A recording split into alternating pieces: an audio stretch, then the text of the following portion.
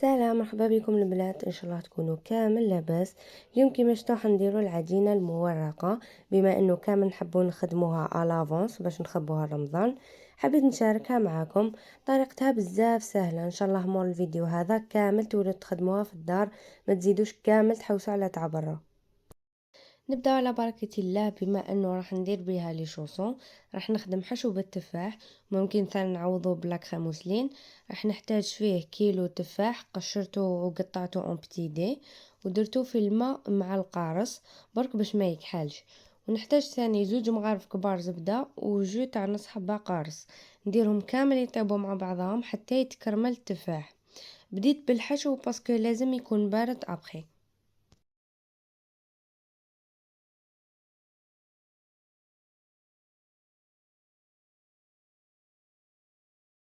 نحط طريقة تاع العجينة اللي فيها 500 غرام فرينة، 10 غرامات ملح والماء، و375 غرام مارغرين تاع التوريق.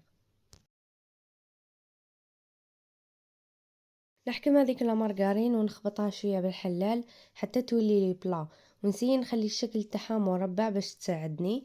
كيما شتو درتها في بابي فيلم باش نسهل على روحي هكا، ونخليها اكوتي ونروح ندير العجينه.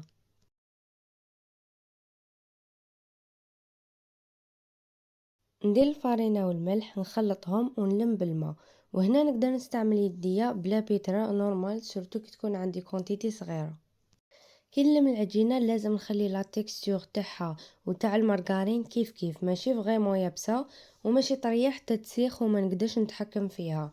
مثلا لو كان تكون المارغرين يابسه والعجينه طريه بزاف، كي نجي نحل بالحلال راح تمشي العجينه والمارغرين لا هكا راح يتخسر لنا الفيتاج. نحط العجينه تاعي في البلون دو طرافاي ونسي نشكلها مربع باش كي نحل ما توليش مدوره، ونحط المارغرين على جهه ونغطي عليها بالعجينه باش نبداو نديرو لي تور. العجينه تاعنا لازم نديرو فيها 5 ليتور بهذا الترتيب: زوج ليتور ومن بعد تريح 10 دقائق، ومن بعد زوج ليتور تريح 10 دقائق، ومن بعد تور الاخر غير نكملو نستعمل العجينه تاعي ديريكتومون. هنا الطريقة كيفاه نحل لازم تكون من الوسط للفوق ومن الوسط للتحت. درت النقاط باش تبان لكم بيان، باسكو ماذا بيا المارغرين هذيك تتوسع ماشي تبقى رايحة جاية. وكيف كيف بالنسبة لليمين واليسار نحل من الوسط لليمين ومن الوسط لليسار.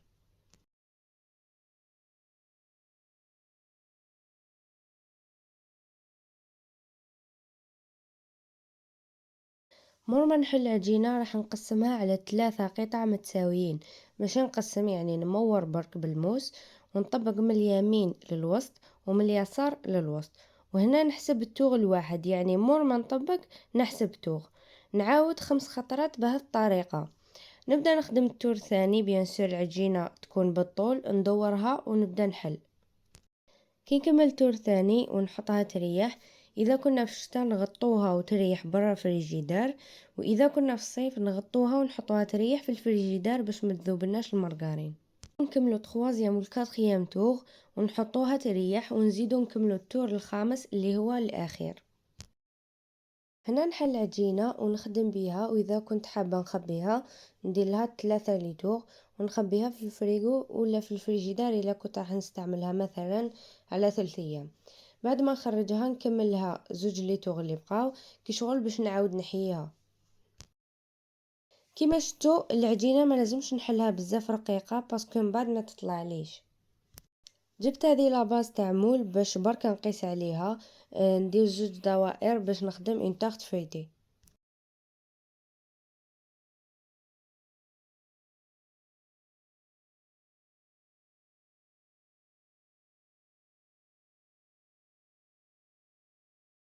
هذه هي الحشوه اللي كنت طيبتها وبردت. كيما شفتوا لازم التفاح يكون طيب مليح.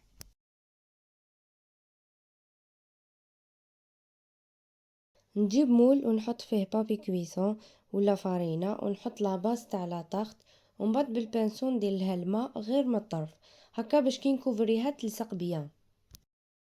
نعمر بالحشو بلا ما نوصل للطرف، ومن بعد نكوفري، وهنا في الطرف ما نعبصش بزاف غير شويه.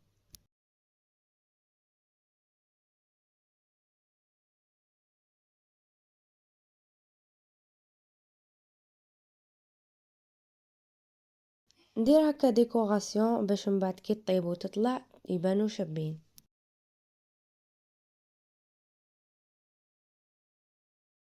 قبل ما طيب ندهن بصفر البيض مع شويه تاع القهوه، ندير ديطراز بالموس ونحطها طيب في 200 درجه ابيبري واحد 15 دقيقه حتى 20 دقيقه.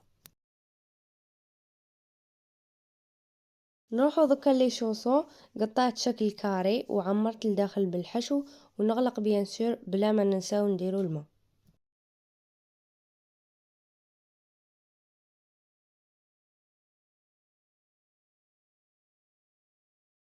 وهنا ثاني درت شكل واحد اخر كامل بنفس الطريقه، برك هذا درتو مستطيل.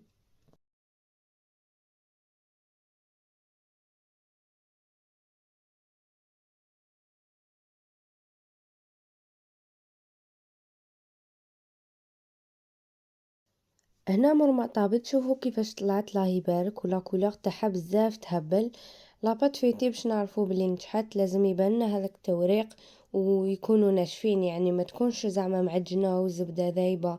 اذا كانت هكاك معناتها ما نجحتلناش، والمارغرين راهي بقات في بلاصه واحده ما توزعتش على كامل العجينه.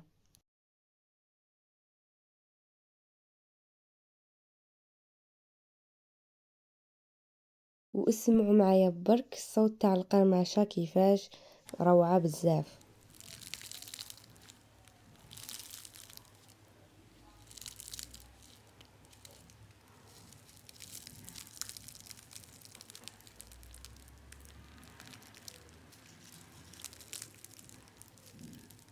ان شاء الله يا ربي في الفيديوهات الجايين نزيدو نديرو بزاف اشكال واحد اخرين.